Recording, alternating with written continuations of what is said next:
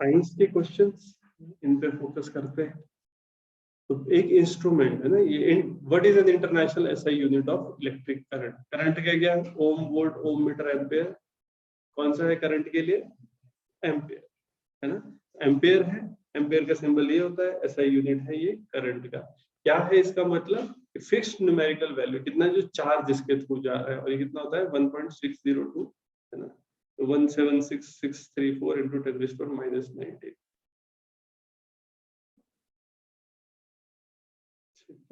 Ampere. Angstrom क्या होता है? डिस्टेंस, डिस्टेंस के लिए। A plotting compass is placed near the south pole of a bar magnet। एक बार मैग्नेट के साउथ पोल की तरफ आपने रख दिया कंपास। तो पॉइंटर है आपका, वो किस तरफ को शो करेगा, मतलब किस तरफ को अपने साइड दिखाएगा। Point away from south pole, parallel to south pole, towards south pole, और right angle to the south pole. कैसे रिएक्ट करेगा अगर आपने एक कंपास को उसके सामने रख दिया? तो ये साउथ पोल को अपनी तरफ अट्रैक्ट करेगा।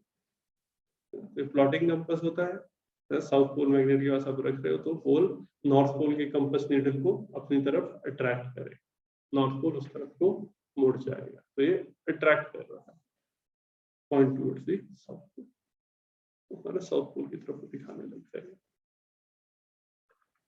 Which of the following statement is not correct about myopia? Myopia के बारे में इनमें से कौन सा सही नहीं है? The vision may be corrected with the help of, पहले तो मायोपिया है क्या? मायोपिया के लिए हम कौन सा वर्ड यूज करते हैं? फार साइटेडनेस या नियर साइटेडनेस? Short sightedness. ठीक है, इसका मतलब नजदीक की चीजें दिखती है, दूर की नहीं दिखती है। ठीक है, तो यहाँ पर कौन सा करेक्ट नहीं है? ठीक है, यहाँ the vision may be corrected with the help of concave lens। Concave lens से इसको ठीक किया जा सकता है कि नहीं किया जा सकता है? Concave, convex. देखो यहाँ पर इस चीज को समझो, ये है नॉर्मल आई। ठीक है, मायोपिक आई का क्या मतलब होता है कि ये जो चीज है ये नजदीक बन रही है आंख से, जहां ये बननी चाहिए थी, रेटिना के ऊपर। रेटिना, इसको क्या बोलते हैं? हाँ, रेटिना के ऊपर जैसे इमेज बननी थी, ये यहाँ बन रही है, थोड़ा पहले बन रही है इस जगह पर, तो उसको हम क्या कहेंगे, है ना, ये मायोपिक आई कह रहे हैं। क्यों हो सकता है? जैसे यहाँ पर इलोंगेशन हो चुकी है आंख की, ठीक है, इलोंगेशन की वजह से ये प्रॉब्लम आ सकती है। तो मायोपिया को हम क्या कहेंगे? जैसे इमेज ऑफ डिस्टेंट ऑब्जेक्ट, ये रेटिना के बियॉन्ड बने, तो नजदीक वाली चीज तो सही बन जाएगी, दूर वाली चीज नहीं दिखेगी, तो can not see distant objects. Myopia नजदीक की चीजें देख सकता है, नियर साइटेडनेस बोलेंगे। और मायोपिया क्यों? हाई कन्वर्जिंग पावर लेंस, या आई बॉल बहुत ज्यादा लंबी होगी। कन्वर्जिंग पावर अगर लेंस की ज्यादा होगी या आई बॉल, कुछ बीमारियों की वजह से ये इलोंगेट कर जाता है। तो कन्वर्जिंग लेंस की वजह से इमेज क्या है, रेटिना से पहले बन रही होती है। या मायोपिया को शॉर्ट साइटेडनेस कहेंगे। तो कौन सा लेंस लगाएंगे? अब देखो, इसको हमने क्या करना है, यहाँ से इसको थोड़ा पीछे ले जाना है ना, तो कॉनकेव लगाया जाए कि कॉन्वेक्स लगाया जाए? कॉनकेव लेंस नहीं, यहाँ पर कॉनकेव लेंस यूज होगा तो फिर ये एग्जैक्ट इमेज बन जाए। और यहाँ पर विजन क्या होते हैं? एक मायोपिया, मायोपिया हम शॉर्ट साइटेडनेस कहते हैं ना, इसके अलावा हाइपरमेट्रोपिया, लॉन्ग साइटेडनेस, मायोपिया और प्रेसबायोपिया। प्रेसबायोपिया में दोनों चीजें हैं साथ में। सिलेंड्रिकल लेंस यूज होता है प्रेसबायोपिया में। Which acid does an ant sting possess? Ant के स्टिंग में कौन सा एसिड होता है? मिथेनोइक, ऑक्सैलिक, लैक्टिक या सिट्रिक एसिड?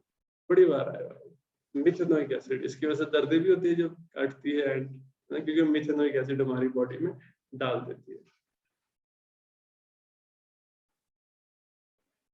यहाँ पर ये एंट स्टिंग है, इसमें फॉर्मिक एसिड होता है ना, एसिड प्रेजेंट फॉर्मिक, और फॉर्मिक को मिथेनोइक कहते हैं। सिंपलेस्ट कार्बोक्सिलिक एसिड है ये HCOOH। तो जो एंट है, एंट स्टिंग हमारे जैसे हमारे यहाँ पर होता है, तो हमको काटेगा तो एक पेन की सेंसेशन जो होती है वो हमारे लिए होती है। ऑक्सैलिक एसिड है ना, ये कहाँ मिलता है, प्लांट्स के अंदर। ये कई बार ऐसे क्वेश्चन पूछ लेते हैं है ना, leafy green vegetable, fruits, cocoa nuts और सीड्स के अंदर हमारा ऑक्सैलिक एसिड मिलता है। लैक्टिक एसिड कहाँ होता है, दूध में होता है ना, lactic acid. Natural organic acid milk, food products में होता है।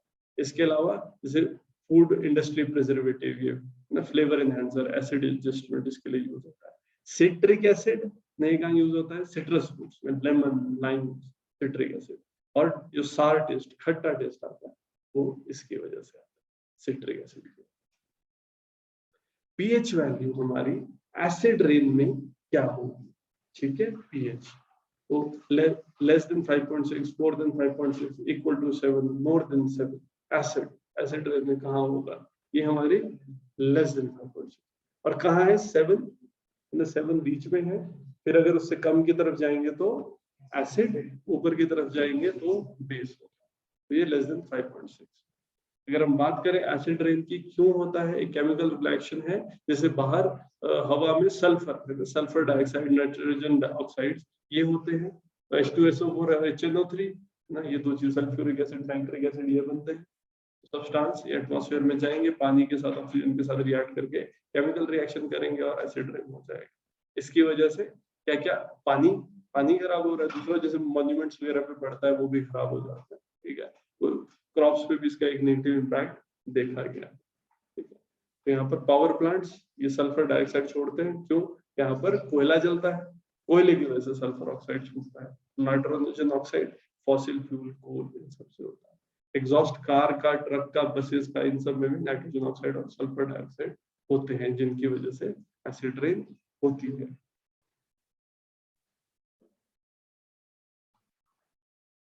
कैलामाइन ना, कैलामाइन किस चीज की ओर है, टिन, मैग्नीशियम, जिंक, कॉपर, किस चीज की होती है, जिंक। लैक्टोकैलामाइन यूज किया है, कैलामाइन हमारी ओर है जिंक की। नेम कैलामाइन किससे आता है, ये लैपिस, ये कैलामेनरिस, ये लैटिन करप्शन है इसके, ग्रीक एकेडमी यूज करता है। ये molecular formula Fe2O4Zn, Fe2O4Zn। Important mines कौन कौन सी रहेगी इसके, स्फेलेराइट, ZnS, जिंकसाइड, ऑक्सीजन के साथ फिर फ्रैंकलाइट है, ZnO, Fe, MnO, Mn2O, और स्मिथ जोन, ZnCO। जिंक और इसमें 5 से 15% जिंक होता है। कई बार इसकी पूछ लेते हैं, और के नाम पूछ लेते हैं, जैसे ना टिन है, टिन की कैसे, कैस्टराइट, ये आया हुआ एक बार, कैस्टराइट में स्टेनाइट। फिर मैग्नीशियम है, डोलोमाइट, ये भी क्वेश्चन एक बार आया हुआ है, मैग्नीसाइट।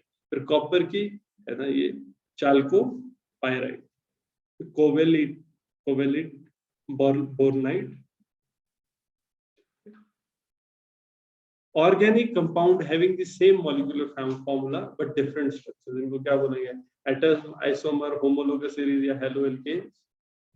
आइसोमर्स, फॉर्मूला सेम है, चीजें वही है, बट किस तरह से लगी है उस पर डिफरेंशिएशन होती है। जैसे ये देखो ना, C2H6 हुआ है, तो इथेनॉल में क्या होगा, 2 कार्बन और ये हाइड्रोजन लगे हुए हैं और OH, तो अगर OH लग गया तो इथेनॉल है ना, अल्कोहल बन गया।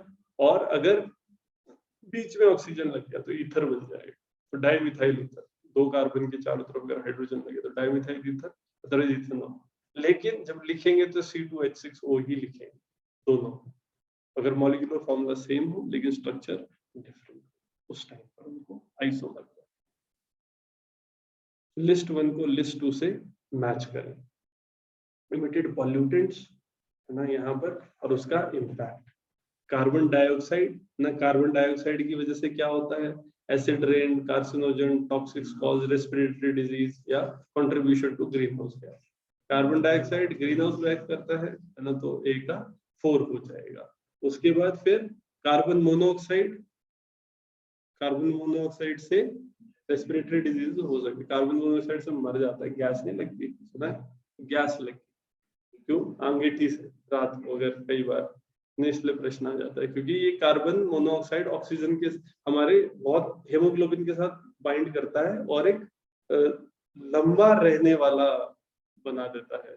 जैसे नॉर्मली क्या होता है कि हेमोग्लोबिन है, ये ऑक्सीजन कौन कैरी करता है, हेमोग्लोबिन ऑक्सीजन बाइंड करता है, फिर अंदर जाएगा, वहां छोड़ देगा ऑक्सीजन, कार्बन डाइऑक्साइड से बाइंड करके उसको बाहर ले आएगा।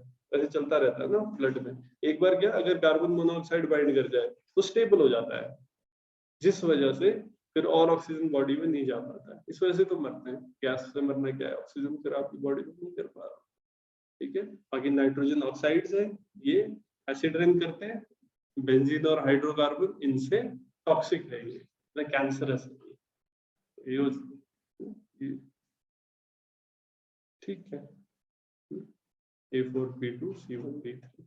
यहाँ पर कार्बन डाइऑक्साइड क्या क्या किस चीज के लिए, ग्लोबल वार्मिंग हो रही है, सरफेस टेम्परेचर इंक्रीज हो रहा है, क्लाइमेट चेंज आ रही है, थर्मल एक्सपेंशन हो रहा है, ओशियन एसिडिफिकेशन हो रही है। ओशियन एसिडिफिकेशन क्या होती है, ओशियन के अंदर कार्बन का कंटेंट बढ़ जाता है, इसलिए उसको ओशियन एसिडिफिकेशन होता है।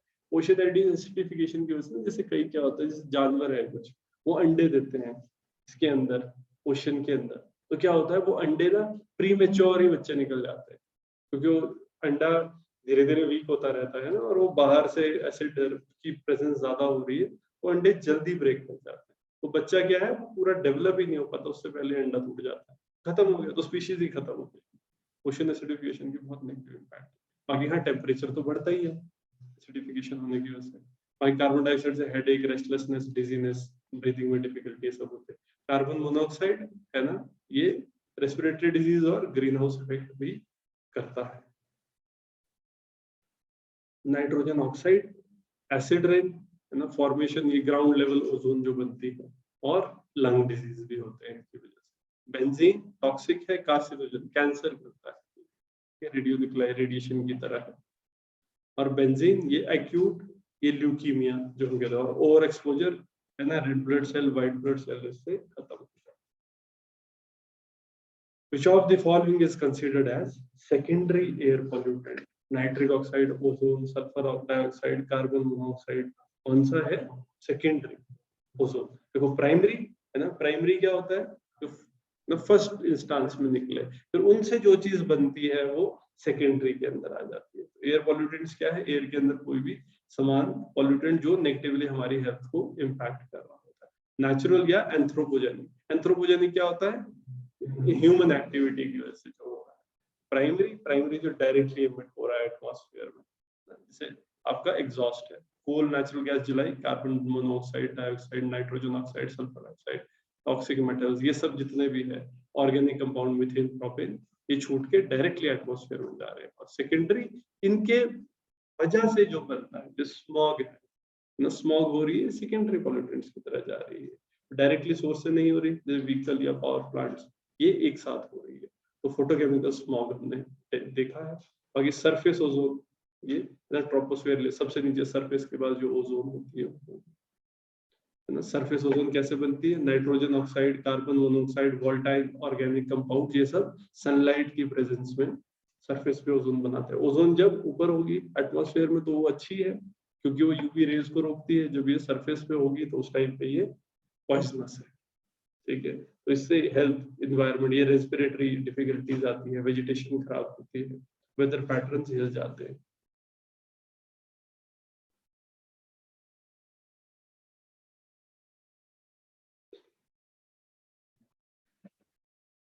रामदेव मिश्रा है ना, रामदेव मिश्रा को क्या कहते हैं, फादर ऑफ इकोलॉजी इनको कहा जाता है। रॉबर्ट ब्राउन है, इनको फादर ऑफ माइक्रोबायोलॉजी कहा जाता है, ऐसा है। ये वो हाँ एंटन वैन है इसमें ना, ल्यू हॉक ऐसे कहते हैं, एंटन वैन ल्यू हॉक है। ये Anton van Leeuwenhoek, he is father of microbiology.